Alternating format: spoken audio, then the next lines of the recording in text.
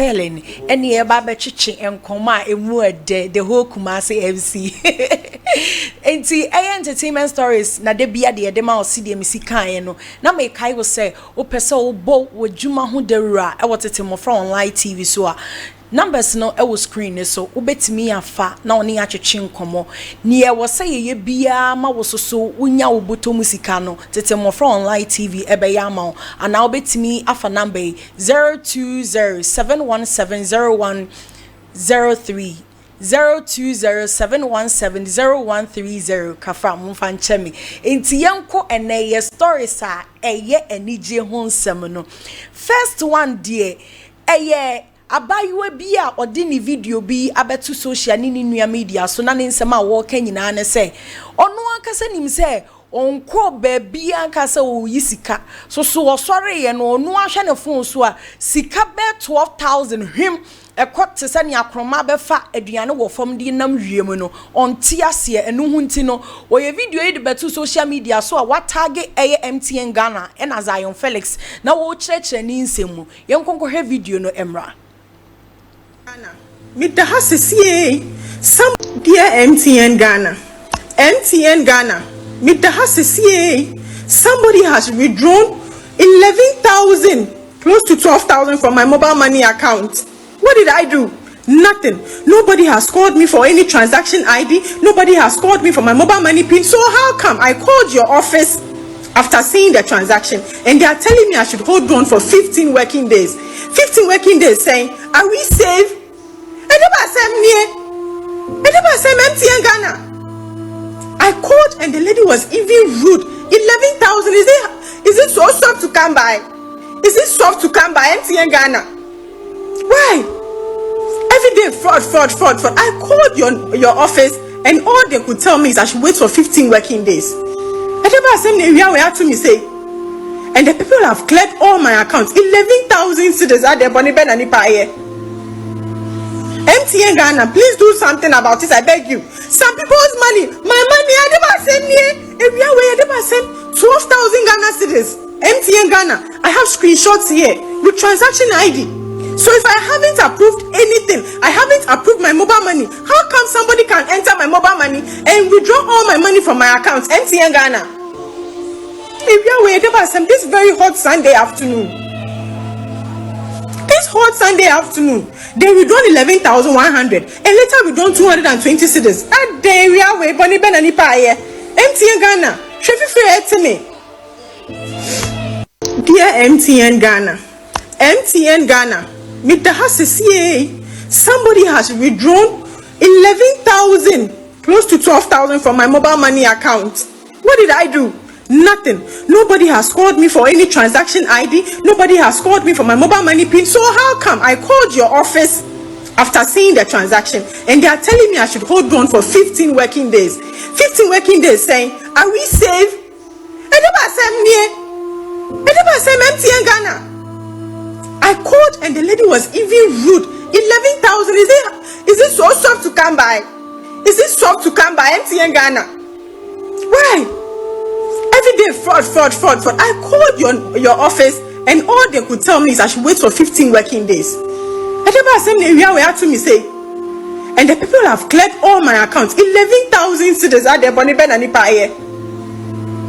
MTN Ghana, please do something about it, I beg you. Some people's money, my money, I never send me.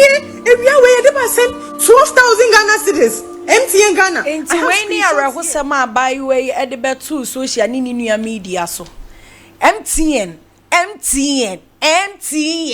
everywhere you go. Abba, mama ejagu obi chem say this modern time, the modern Ghana has say, I don't know the reason why this thing keeps on happening. Our Ghana has say, and then Ghana ham kwame I sure say different countries so sir. I don't get it. But Ghana they near worse. Really? If you say Saudi we shall say nyene and a boys now almost coming so when we say process na no more use way years back ago no I fall into no there was some using new method.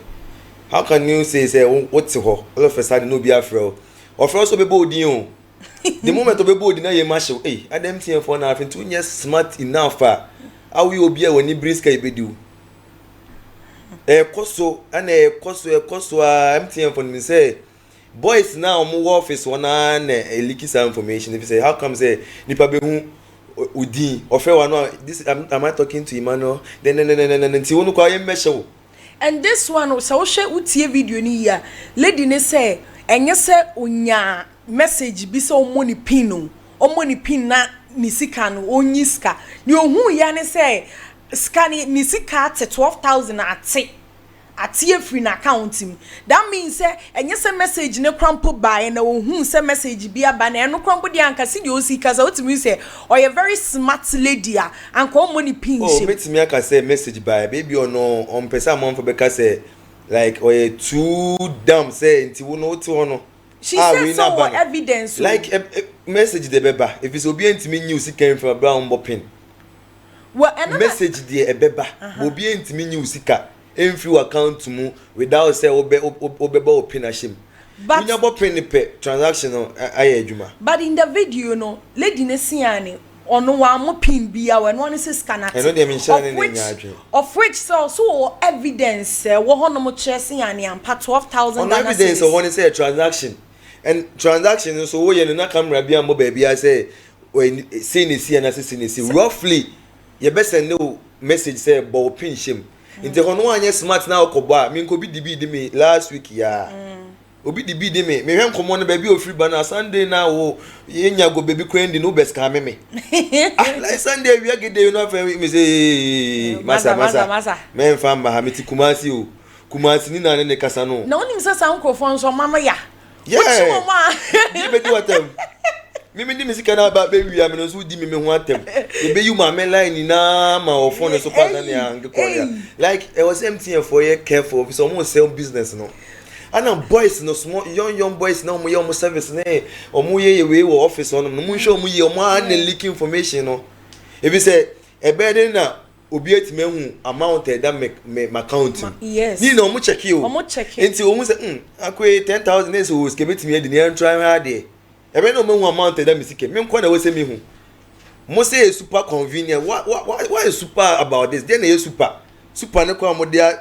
mo na mo hwe esika so maye kura no mo say boy kura no na infichire for like enye real e was so mu jai san yo ma no ofre wa no abodi ye mbe hye obeka say free one go school pa nya knowledge ni education about this ade bi ebebu say dey bia kwase abakurum anya umbenya nipa ba committee de yi no ana mo say man no so mpa adusua me say ofre me hu komo bebia odi afia like me ofre me na me hu so ye fraud be man no mo hye de nim ono ni business any idea o ye no kwa no o dwen ho nti bi ba kwa na bi kwa wo girl we message by omu ntimi ntwi scan in film so bi atwi scan in film without message na yes na busani na yes ade be yeah e bi obi ben no ana wa yes a transaction MTN no MTN dey we are more you ben free tier system o say esikwa no say o hwe me yes say o hwe e dinosaur light ni ade o hwe kra esikwa o slab na anopa no parliament o trum tie betim free no make bibia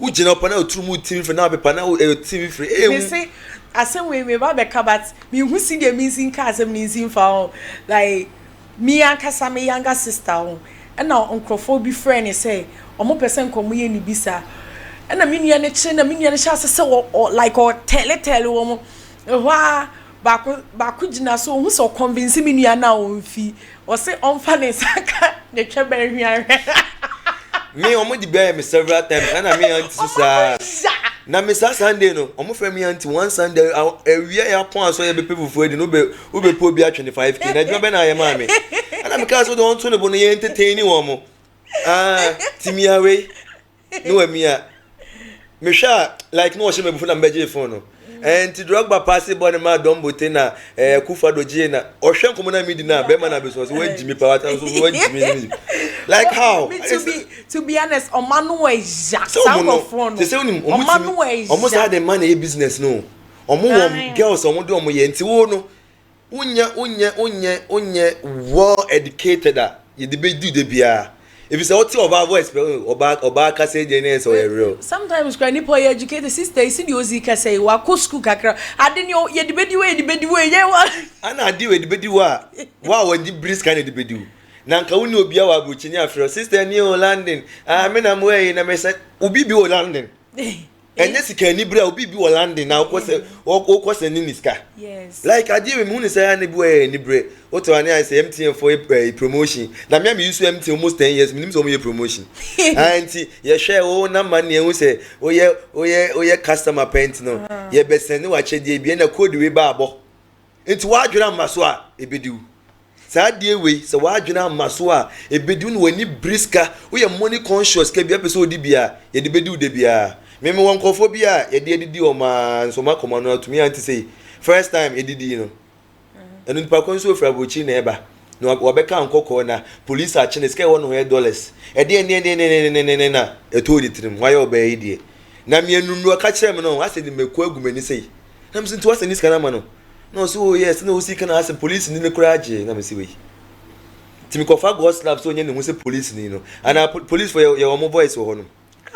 so police ni kasa uni mo voice me the problem here is MTN on MTN and kasa na I don't know I say we use here a insecure network be now easy because from data or better bibia everything about MTN it looks like omo boy no mo anka say fa kwati kwa bi so ese fraud e back from say wo be airtime na when him say wutimi kasa wo ye 7 days bundle etimi Sunday na MTN I know the days ni enka hwe o 7 days bundle etimi Sunday ebi wo krampe make say kwa why busy one call social media anko ye hye it's close to 11,000 close to 12,000 sika what free like ya free no we say MTN for I can boldly tell you see an MTN for mu huni pakro yiska they can never tell because omoniema bi on man this is not the first time it happens a continue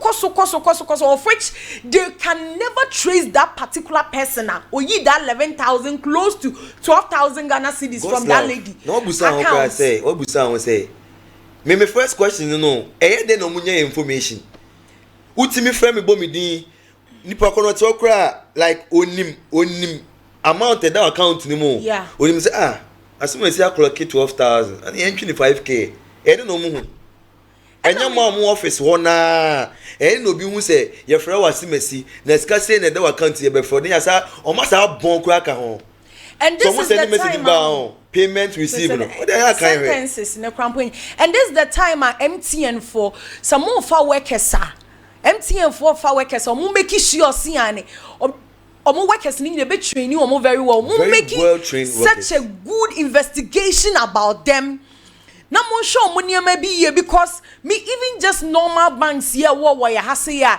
enye obi a na saving sika wo no wo floppy eya ade bi wie sika ye be ko obusuafo ye be trace wo mu sa wo weka we na we sika say ye free bank account mu say enti wo kwan bi e be fa so akọ parents wa mo matua no but MTN omuntimi trace we say one here be ye yi be ye obi e be ye ne mobo John see the free tini ebe you obi e ye ne mobo no send girl ni sika because how can a young lady like this onru ni 30 years old e wo sika e won account mu say bia obi na send this scan so di ye adwuma whatsoever this scan betimi ayira ya chisi can just like that of which MTN once or kasa see any offer MTN for so mo say rude like what for MTN omo when you say omo those people no more office when they are also rude some people they don't know how to talk onim kwa hwe wo register bibi kra no onim kwa hwe wo friend wo phone so the problem is say sa boys na omo de omo koto no so sa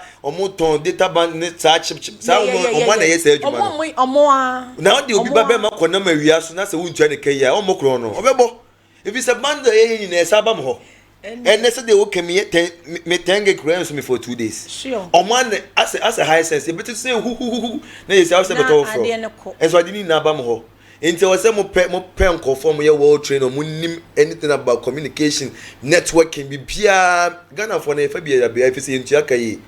So we for be no ntua ne kai obebo kro no. So betimi afa no abom din. E na hu mi din. Okay obodi se kana you must show na akoi.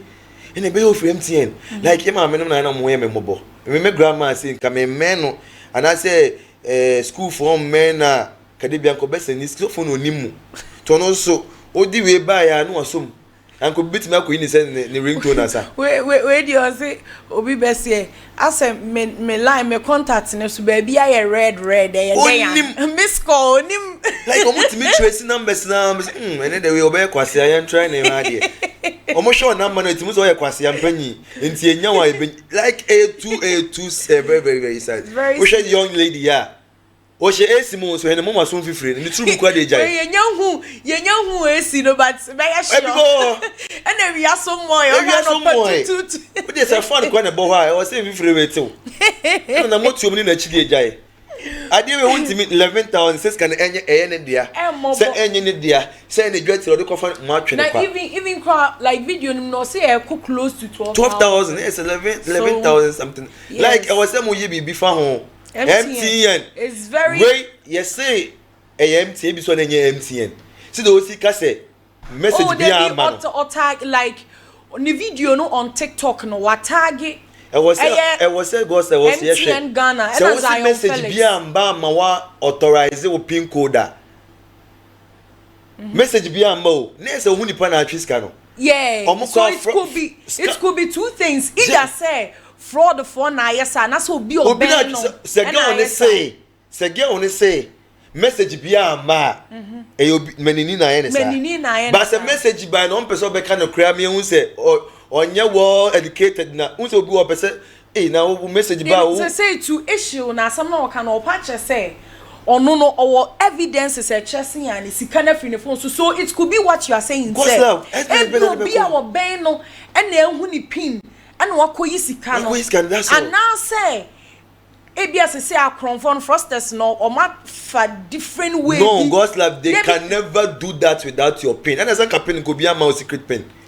ko be anyone ka register with sima BBTMC na make say it could be say to send you say statement now it could be say ampa obi obey na hu ni pin and wakoyi scan yeah that's the truth of which e bi so a scan crampo yi so a onyin around because MTN for betray see a baby esika no momo vendor bia omo kogina ne nchen okwa ne nchen they will know see momo we ra we ye koyi scan free so if say you be obey ne dia it could be say e yampo bi obey no and e scan of which in a way ni MTN for betimi a trace so make so mo ntimi trace enhu momo kro ba bi koyi scan dia then MTN they themselves na so we fraud utie girl ne kasema or say afraid and they were being so rudeness now or no or kan ho asem no ayese meti wo no abeka tell me say makofa bibia me mfa e na sita wo push me say me na mafa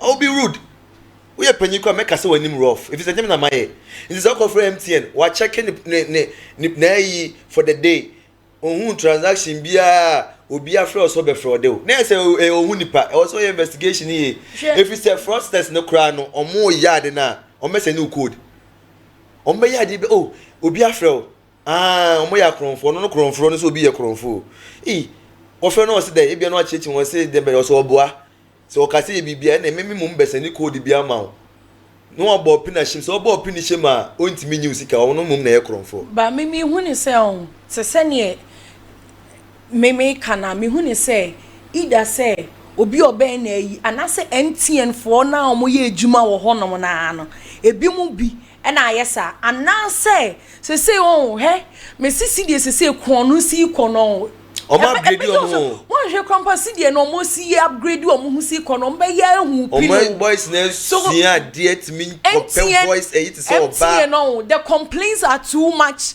your services are very poor you people need to work on it because when say any honoma MTN is nobody like nobody ni ha say na ni e wo other networks are ni use and o mu free one Vodafone crampo and Vodafone go echo etigo so MTN you can't be there forever when you people have different competitors no more no minimum compete of which they can do things that will make us happier.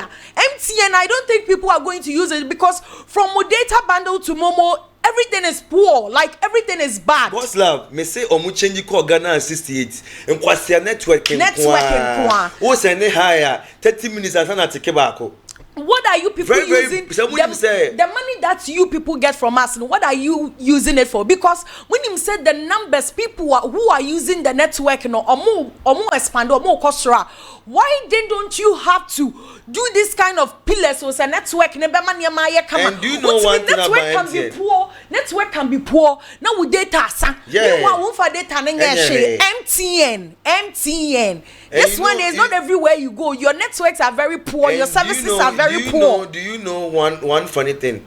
So once a new network be about, we try some making it down. Yeah. No monkwa also. Man and my dad I see new MTN fine. Yeah, you see MTN. Paki esi keni na kugo. Na mo say boy chrono. Me, I think this is really sad. More competitors, they are not doing the right thing before some marketing because say omunya this like obia also what the same kind of ideology bia obema a step ahead with MTN. MTN for best MTN some cramp who kwakutwa kra na body. Almost where 20 cities. 20 cities. Yeah, I think one last time more. If people channel 1.5 and you so merchant sim and answer normal sim. Normal sim. Really? Normal sim. Merchant sim. No, normal sim. Really? 150 cities. Even your producer last week koto 180 cedis. So the two be 160. Into we imagine say what person are using our MTN na only 80 cedis na bibi anything bibi atimi si enyo bia na atimi nya 80 cedis sem kete no 80 cedis and so now we are masa ba be wie ankrofo ene yesem na yeto ne so mfaso ne sen like this is very bad. MTN or some year juma pa girl idea betima ba say MTN 44 ba hunu bi paint no ye de be hye mo na mo ye me girl na sem no sending someone money without your pin enya possible. And I make us say anything can happen. It's a benini na ayade no. Enye MTN. Me mu say MTN. Anything can happen. But we got to we give you no obegina say MTN for na ayade. Debbie see the lady in 50 tier. Oh, betimi aye. Nanka akronfo timi korobe vendor. Me can vendor ni sika 80,000 pe. Enso ebusan say so timi ka 2 billion. So oni obi. Me na him account am say 2 billion e dem abuy into amame. Ebi si obantima. I quote him say day. Na yi na obey na ebe 20,000. Enso akonfo be wi no so no small akonfo. Ana wo aban so na beboa no. Ana obusa ne say scarce na dem. So onyimi ye. Ona say 2 billion. Na aban hwan na momoni ben na ye wi na aban one case be kodru ebe tua sika ama. Me say last year bantima so tie ya. Eno krampo de jaja. Me ni aban ne kranka me ntwi ama. Omo yes ade be nti we ko betima ka say MTN 44 but obi ntimi entwi sika be on say no pin sa secret 4 numbers no wo de mo obi a no ano no obetimi awia o te be menini na yes ade na enye MTN it's a say girl no so also after MTN for it could be so be oben no and akwakudiska wo hu ni pen and I say ene ade na ye kasa abefo no technology abefo no kwasi broni di baaye no obi timi di ni nyansa nkasa ka kwasi broni di ye ho na wodi ebu nkrofo e bia abefo na akwan so no obi so afa abefo foforo so e na de atimi aye saade we sei anase MTN fo na nkasa adwumayefo na omote machine animu na omo ankasa hwehwehwe ne ma omo mu bia so na ebi so omo awie sika no enti se MTN me fa ne say na bekwa awie ye na ochina wiki nyina na still na ye hu nipa cropote particular we yi sika na na say baby pote sika na ekoyi ye dia ene MTN mo good job everything am be bia ye poor from data or anything bibia ye poor ye next story Apostle Eric Nyamekye or ye chairman Emma Pentecost one called Pentecost we need bengu omna na ye pencil high school no yeah say asama Apostle Eric hey Nyamekye. God forgive me Eric Nyamekye ababe kan say usi so na nyinsem ba please don't abort the baby don't abort any baby please near ye pesi ye kacha mo ne say keep pregnancy no wo o che diampon tete kwafra mo nyakopon basayi adom onyame ye nya na ne amen obehwa akora no Asem we dey me na kakra. God's love. Asem we me na kakra. Like I ain't now what could do nkwasa asem. Now wa kwanyem. Now chasing yankopon emeto de ma akra ni. Asem we dey. Like oh asem so for oh yes, I will say you to know. If you say you to know more than say ya adwin na different no. To say asem we betoma na why in the west. Ombenyem sa di nyin say koso dada. Wo sa be kasi no bi ko hu video we ya so for class ye ne enyem na yankopon we akora no. Nim so de adwane ban ji Gabriel so family ye dia minim. Be misrawa yonkonko tie ne mra.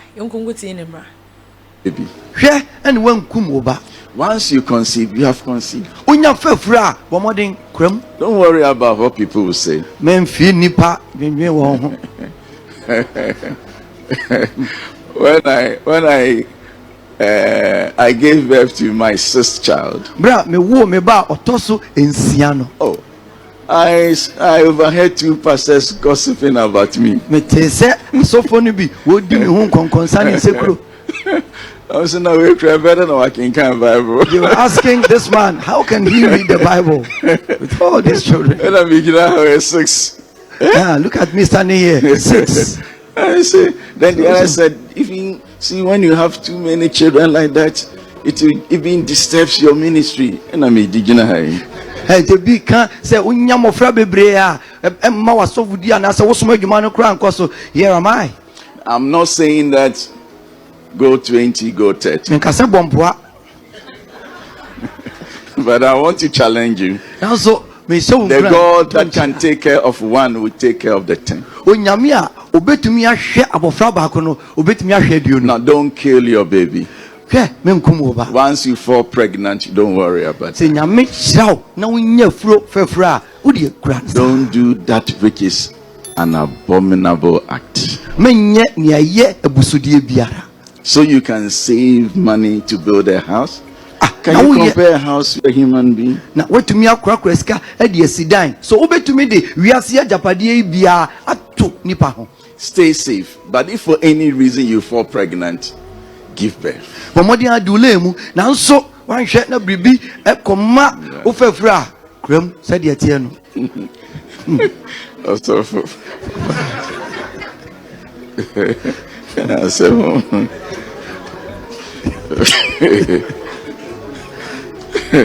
tu went to me and you love now.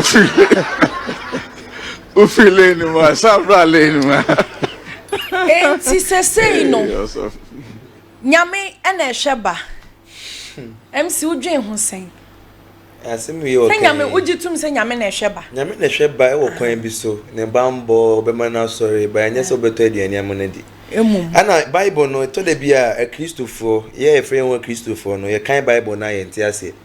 Si Yakopon ka se o ma bibi ndi o ma de panche ene nche se o sorry anu akoda wo na it kana begu mpaso. You have to work. You put effort and Yakopon hwa akra bi obe de o se mishira no no ehira wo. Ene so sorry I choose and no de no akoda. Ade bet na ye de iska botoma be si wo kwan no. The same thing as of we can about sex life. So when you say who did not say who needs carry help back, use protection. When you make a chance say who did to finance a rubber and shine when you did. Now why we who answer says who did to finance a rubber and shine when you did there. And then now who are tracing and coupon and make her so who could do him say the BCA one share condom a did say the BCA a babeba. Incident now crana bema who chancing and coupon and infidia crana. It's not it never said anywhere. Say coupon the heba. This is the time.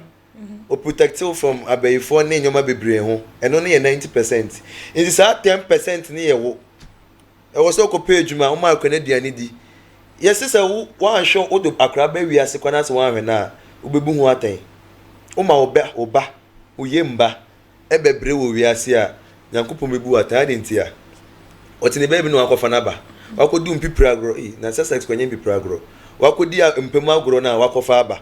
Te also osha ma akra ni nyini mema ne mbe struggle so wonso ya menkowo asema asofo ne kan no efa baby eye efa baby so enye ye na eye ne say menko ya abortion se wonyema awo eno no nkyere se monkwanye nyimu ene amanfo nkode da na monkwanye nyim but abortion asem no wo ka ne ha when a youth no amfa show mutrim say yesem won kwanyem na wo a Pentecost nyame e de aduane anopa bia be breakfast na de aba ewia lunch enumre supper any Bible mu ba bia you have to work for it otomana ntie bia nyambe be mana afri ene boni we a akraketu akura amfa ne size no pe mana wo ene wiase mu ene wiase akraketu akura amfa ne size o pe mana ana kivo ne beto amamu kivo se mu pe kivo dia. But I think so on this the time and youth na yaba no I will see esua ade unim se on si dia de sua si ko na nim no still na teenage pregnancy ekoso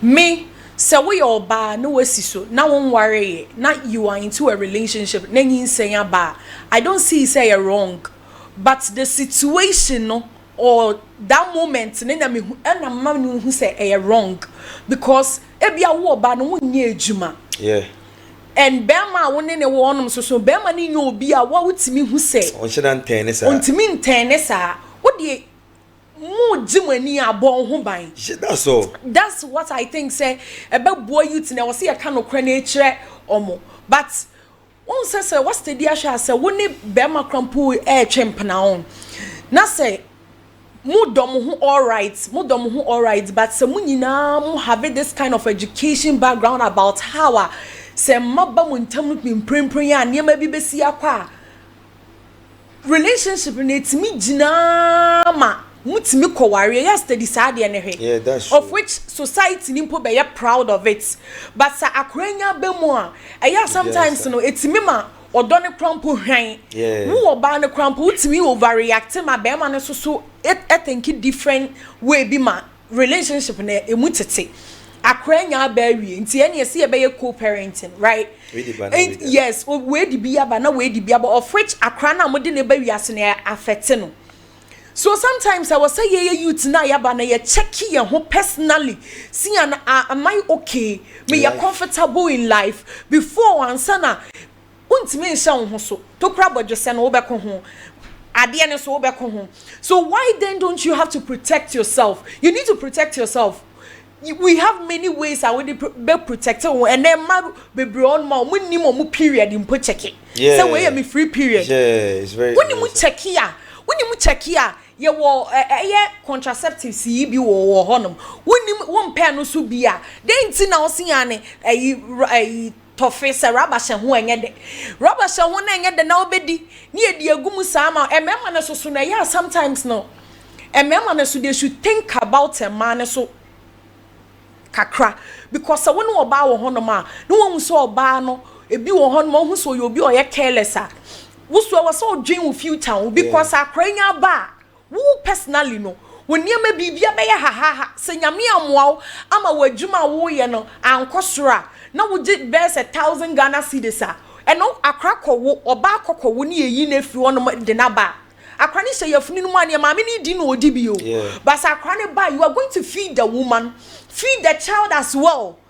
It's muso emema no me hu ne say sometimes muso mu ko relationship muso mu anhwe seane mu ye save na enti kwana pregnancy ba unwanted pregnancy ba mu de she mema wo na oba na obe have sex na ka che be ma ne say tofia rubber she wenye de na enti na ono so we release na so feeling no and so that's a great feeling now like who be release here need to wedding na wa uji upana di free unemu but na une shake ube there too ube piagum there be but what I know ne say see you see or drop out and then when you drop out I didn't know so me protect you there be and na make us on sometimes no sometimes sentiasi anya adwuma when you better mama have sex so was on pe sade na say condom amu be use ya you people should stop sex. Stop what? Sex. How can I period. Stop sex? Obi ntimi and stop sex. And I want to share to me.